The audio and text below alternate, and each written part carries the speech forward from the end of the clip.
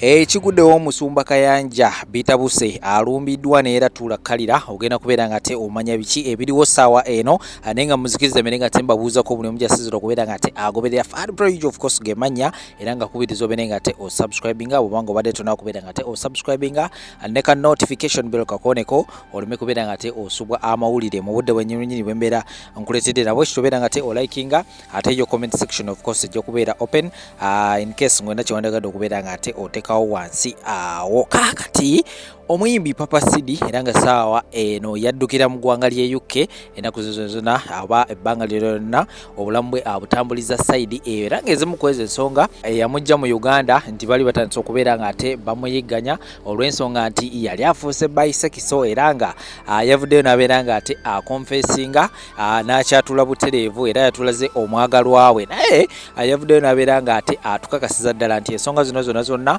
omukulu Pastor Kayanja azimanyiko era yavudde nabeera nga ate abaako post gy'ateeka wali ku mikoto gye egya social media muzikiriza merenga ate mbayitiramuko mpola biki bye yasobodde okubeera nga ate awandika yagambye nti I'm tired of hiding myself, it's time to be out. Pastor Kayanja ebyaffe obimanyi ekyo ndo lisinzayoko emyaka 7 ejayita mujukira Papa Sidi we yajja mu kanisa ya Pastor Kayanja waliwo ebyasobola okubeera nga tebibeerawo era nga gwe wena atasobola kubeera nga ate obiraba tulakalira ogenda kubeera nga ate obyota bulungi nnyo naye nga kansooka embere nga ate nkolamuko katini nnyo bwe nti ate ni oluvannyuma mbere nga ate nkutwala butereevu mu video temuvaawo. Abalungi abatuwuliriza era abatulaba olunaku olwaleero tucaddeko ewa Sheikh Ashraf Dembe. Sanyusa okubalaba amanya agange nze Sheikh Ashraf Dembe akola ku bizibu by'enjawulo omuntu singa balina ebirwadde musomereddwa tumwa amazzi ga lukuya nga bwe badde ogalaba tugenda abantu ku kyoto ne twokya emizimu emibi egibabaamu n'okulombeddwa abantu singa abeera ng'ali wano atuuse so okumulombereddwa ne waba atatuuse nga mpadde amanya ge nga ali wala neetaaze enamba yange yeeno eri 07 01 76 37 11 namwe bannyinaffe abali ebweru oyagala okuba nti oyagala okulombera ku ddwa ng'olina ebizibu viza zibuze amakaga kolongotana sente zikola zimpita mu ngalo ojja kumpereza ekifaananyi kyo n'amanyago ebyo byokka bijja kumala nja kulombereddwa ojja kutereera olunaku olusembayo mu mwezi mba n'edduwa eyawamu ffenna n'abalwadde bange abakadde n'abapya. Salaamu alaikum warahmatullahi wabarakatuh. Papa Sidi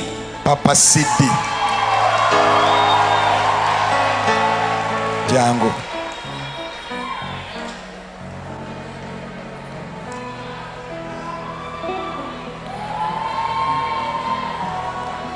He was telling me yabadde ngamba this afternoon. Etuntu lya leero. He said he's been in so many nations. Angambye nti atambudde amawanga mangi singing ng'ayimba. And he said, me, I'm not saved so that I can travel. Nangamba nze sirokose kutambula mawanga. I'm not saved that I can maybe go and perform. Sirokose kufuna bututi wa He said, buyimbi. I've made this decision. N'agamba nkoze I've brought okusalawo. my family to God Ndeese family yange eri Katonda. because I want God Kuba njagala Katonda to change my life and the life of my family. akyusa obulamu bwange n'obulamu bwa family yange.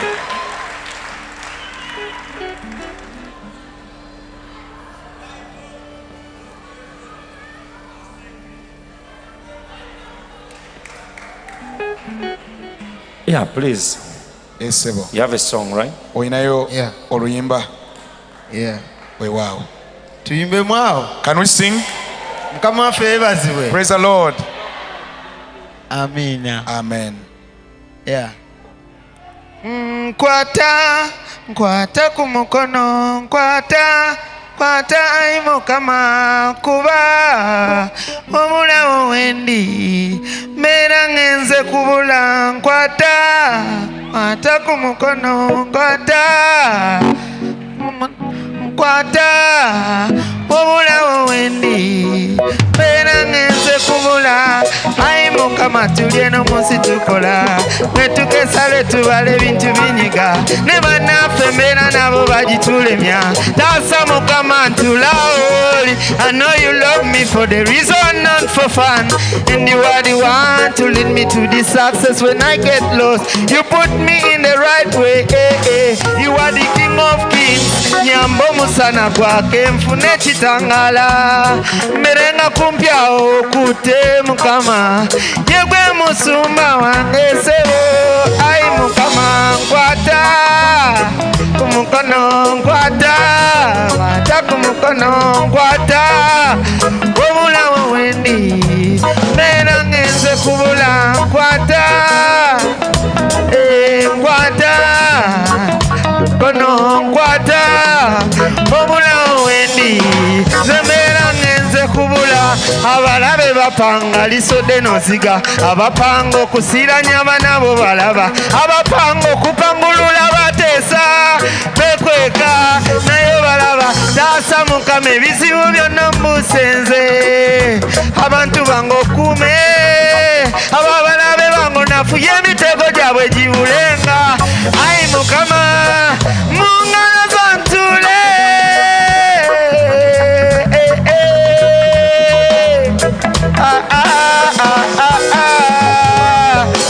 Nkwata kumukono nkwata.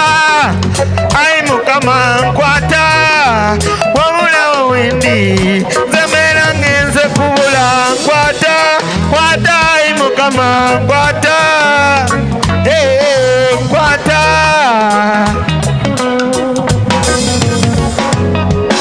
Nkwata. Nkwata. Nkwata. Wabula wawendi. Zemera ngenze kubula. Oli mukama eyatonde eggulu n'ensi sebo. Yegwe mukama, yegwe mukama. Atayiwa buli kaddobera nange. Yegwe mukama. Igwe atalisobola nate kundeka wansi. Yegwe tugere mu maaso. Tugere mu maaso. Praise the Lord. Praise the Lord everybody. Amen. Mukama mulungi. The Lord is good. Mukama mulungi akaseera konna. The Lord is good all the time. Kine omanyi munayi bwe nalokose When I got saved, bakyali bangi bankubira balowooza nagudde eddalu. most of our buddies are saying I'm mad. Abalala baŋŋambye mu Others nagudde told me eddalu. I'm mad. Abalala ne baŋŋamba mbu ndi ku kisenge Others told me I'm on the wall, bunaggwamu that I'm broke. naye nga nze nagenza okulokoka. But when I got saved, Already nina ennyimba zitambula temuziraba eyo. I have songs on air. Temuziraba? Don't you see them? Naye kuno okusalawo This is a kwange personal si kwa muntu decision. yenna. I'm not Buli muntu deciding aba for you. n'obulamu bwe Everybody mwana. lives their life. Akitegeera You buno get- obulamu bwange This is my Olwo life. bwange. This is my life. So anyize gw'omanyi mwana If your heart, it's up to you. Omanyi mwana. It's up to you, man. It's up to you, man. gw'omanyi It's up kubanga to nze you.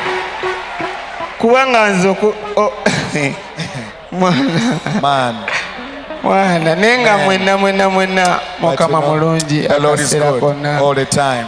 Much love and respect everybody. Bayagala era mbasa So mu much. ekitiibwa. Nebaza Pastor Kayanja Thank God for Pastor Kayanja akunzikiriza okumpa omukisa guno for giving me the opportunity okubeera wano To come platform eno. and share a platform with him. Si kyangu It's not bantu easy. bangi nnyo baagala okubeera Many wano people would want to stand here.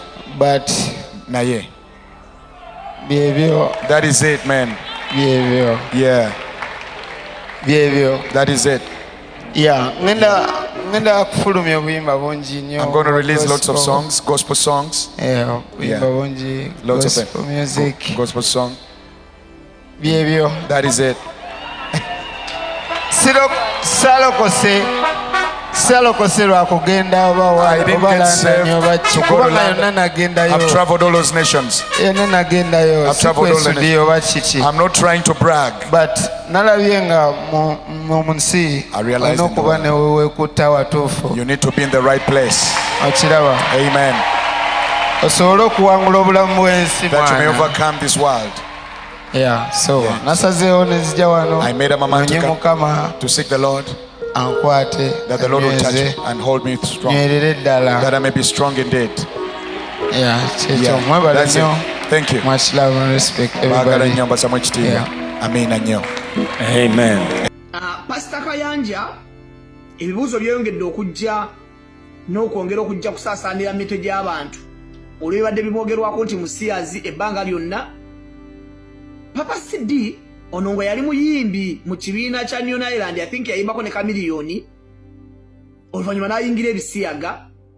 Bwe yavuddeyo n'agamba nti nkooye okukikuuma ng'ekyama kankijjeyo nkiteeke mu lwatu, Pastor Kayanja eyaffe obimanyi ne Miracle Center eby'ebisiyaga. Kino kireeta ebibuuzo bingi ku bibadde byebuuzibwa mu Uganda olw'abantu abazze nga balumiriza Pastor Kayanja okubeera omusiyazi. Omanyi abantu abamu balowooza nti okubeera omusiyazi olina kubeera nga tolina baana na mukyala. Omuntu asooka nga alina abaana, alina n'omukyala naye ng'ate musiyazi. Ekyo mulina okukimanya. Didi ono muyimbi wa linnya yakwatiddwa emabega kaawo. Oluvannyuma kizuula nti abadde yali omuyimbi ow'erinnya Nigeria gweta Burna Boy. N'amaloboozi ne gafuluma nga ali mu kikolwa ekyo ne musajja munne. Bingi nnyo. Omanyi saaga nnyo muwe bantu bitiibwa bapasita abo mu bwakanire, kubanga nze naye n'abantu be nali nzikiririzaamu okuva edda mu buto nga nzija mbagoberera yali Justin Bieber. Kali kayimbi kalungi. Oluvannyuma bagamba nti ono Didi yakali ebisiyaga. Ne bagamba nti kasiyazi. Naye n'omuntu omulala abamita Wentworth Miller yazannya Prison Break, abamu bamumanyi nga Michael Scofield. Kyakuba enkyuka okungamba nti musiyazi. So ebisiyaga muleke okudda mu kutwasitinga abantu. Tono mulimu mutwasitinga ayinza okuba temutwasitinga abantu lwa bisiyaga. Pastor Kayanja bibuuzo bingi ebikwetooloddeko ku nsonga y'ebisiyaga. Ebisumbasumba ebyo eby'Uganda awo ebisinga obungi birina emivuyo mingi. Naye of course ebiseera ebisinga bimanyiddwa nnyo mu kubba endiga n'okunyagulula ensimbi. Waliwo n'abadde akuŋŋaanya ssente, simanyi pasita, simanya Mugerwa, simanyi Tom, simanyi Tom Mugerwa baye Mugerwa. Ensi ebadde mutaddeko amaaso waga nti akuŋŋaanya ensimbi empitirivu mu ndiga. Ate kati bano oyo simanyi pasita Bujingo. Oli egafuluma nnyo ne ku Bujingo oyo. Naye Bujingo abo bano n'abapasita badde bagamba nti Kayanja oyo tebamwekakasa ku nsonga y'ebisiyaga. Bagamba nti ayinza okubanga. Naye kati kino ate musiyazi munne wavaayo n'akikoonamu sitampu nti ddala musiyazi. Bitu by'ebisiyaga bino byeka nabyo bikutte ejjembe Uganda awo. So omumanya nti omwana yayingiddemu ebisiyaga mu ssomero, oba essomero lirimu ebisiyaga n'owulya rumors nga waliwo ayogera omwana w'omujja eyo, kiba kituufu. Headmaster w'essomero ne wakutuukira n'agamba taata sibiyingiranga, tewali mwana akola kino mujja eyo. Mbabuulira kubanga kati ensi yatabuse. Naye Pastor Kayanja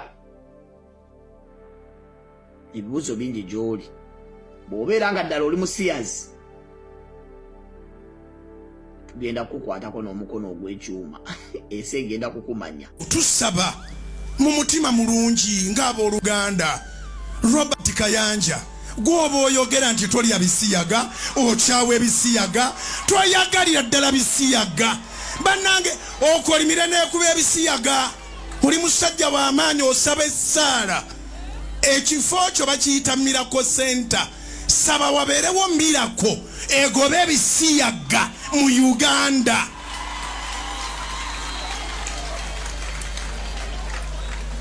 Tukidde mugumu. Bw'obanga walidde ekikero lyanga kisava.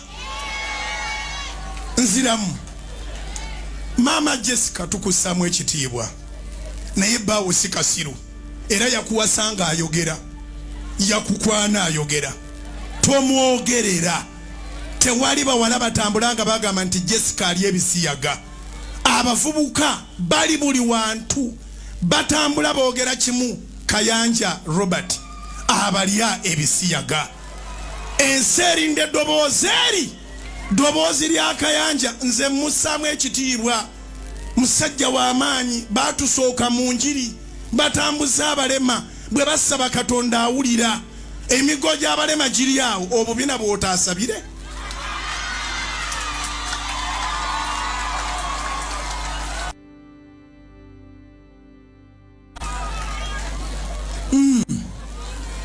Robert yali mafuta mangi. Robert Kayanja asabe buli muntu anagezangako okugenda mu kabina Mukama amukutulire waawo akolimire ekisiyaga ebisigadde temujja kwewolereza.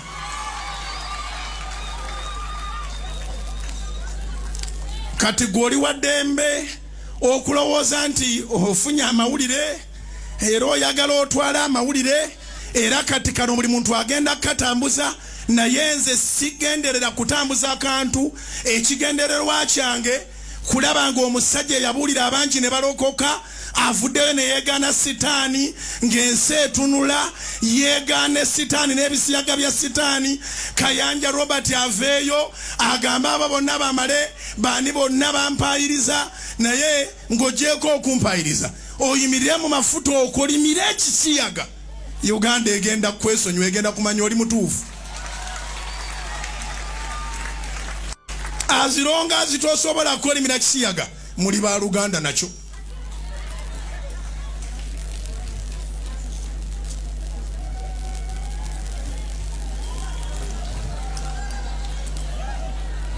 Ya teri kintu kibinga kugoba mizimu ng'oyinamu omuzimu gw'ofevalinga bananga abo abasajja bagoba emizimu okujjako ogw'ebisiyaga.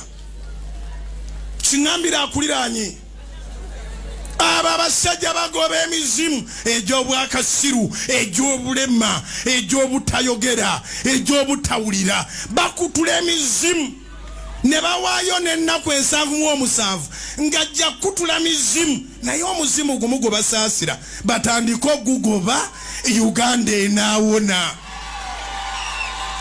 Kubira Mukama engalo ez'amaanyi obanga amagezi gaze. This is just as in a spirit of brotherhood. It's in a brotherly spirit. There is no gift of silence when sin is shouting. Twali muntu alina kirabo kyakusirika ne boogera batatanyega nga bannabyabufuzi boogera abatalina na mandeeti yakubikula Bayibuli n'ogoba emizimu gyonna n'ogimalawo n'okola omukwano n'omuzimu gumu gugobe. Ffe tulinza okuva olwaleero Robert Kayanja wa Uganda ekirabo ky'amazuukira atandika essaala egoba omuzimu gw'ebisiyaga in the mighty name of Jesus. Bameka abalinze Robert Kayanja wa Uganda ekirabo mu East eno awa Uganda ekirabo ky'amazuukira. Museveni tumubanja ekirabo kyakusayininga tteeka erigoba ebisiyaga lifuuka etteeka. Robert Kayanja mukadde waffe aludde mu njiri tumusaba ekirabo ekyo tobaako ogwogulira ngoye totwala bucket ku luno tositula bintu yimirira ogoba omuzimu gw'ebisiyaga. Ababibungesa nti Katikkiro Charles Peter Mayiga alina kyekubiira naddala mu bannabyabufuzi abali ku oluvuganya government specifically ekibiina kya National Unity Platform mbutakkaanya bwe babadde nabo waliwo ababibungesa nti oyinako oludda olina sajje weekubira mu kibiina ekyo kubamu ku bannabyabufuzi bano. Yogera kubeera mwerufu yogera ku mpuuga ne Bobi Wine Kyagulanyi ndowooza byoliko ebyo lwaki tabeera mwerufu ono si byoliko ebyo simanyi ndowooza bulowooza nyinza okuba ndi mukyalo ekyo ndowooza kyoliko bye tuwulira baga nti bamwerufu olina saidi kuweekubidde nnyo kwaba babiri bino obiwulira bikuyisa bitya bateekwa abantu okubaako kye boogera. Adamu Katikkiro muntu munene ako ge mazima bulijjo abantu baagala okulaba gyagwa ekyo kibaawo kiringa bw'ogamba nti nsonga ya busiraamu omulangira Nakibinge akyawogerako ki kuba munene ekyenkanidde awo mu busiraamu naye sirina kyekubiira mpozi abantu bayinza okwogera bwe batyo olw'okuba mpuuga nyinza ogamba mpuuga nze namutwala emmengo naye n'onaleba Kyagulanyi twamanyiganya ddala nga tanabagenda mu byabufuzi dda nnyo anti nali minisita w'abavubuka kati abavubuka abo nga abo abaali mu kisaawe kino ekyokusanyusa nga bwe yali nga mbeera nabo nnyo okubazzaamu amaanyi era bwe yakola embaga ne bwe wamubuuziza bwe yakola embaga n'atampita yagamba simanyi kyamutoko ne nfuna naye olutalo lw'amaanyi nnyo ne mugamba nti gwe oyinza nga n'essimu zange azirina nga tuwogera ku ssimu bulijjo ebintu ebirala bingi ne mugamba oyinza otya okunneerabira ng'owasa omukyalo oyo babi mu bantu bonna bonna nze golabye nsonyiwa mukama wange oba kaadi twaziweerezaawo babiki tumanyiganye kuva dda ne Bobi Wine bantu bo bonna bantu bange enjawulo yokka mpoza abantu gye balaba bano ngeri gye bali kakati bali katuuti ensi batunuulira ebintu mubikutte mutya mwembi kakati tebasobola kufuna butakkaanya ndowooza abantu abamu bali balowooza ekiboogeza ekyo anti bino ebya honorable Mathias Mpuuga commissioner simanya babawadde akasiimo biki ng'abantu bansuubira nti nja kuvaayo bannange obuzibu bwa parliament buli awo ezo sente ze baabawa bagamba baziisa mu mbalirira ya parliament mweziri baziteeka mubo bennyini ababaka oba tebabisoma simanyi n'obusiimo naye ekyo si kyekikulu omuntu alumirwa eggwanga wetwogerera kati yandibadde yeraliikirira obungi bwa b'MP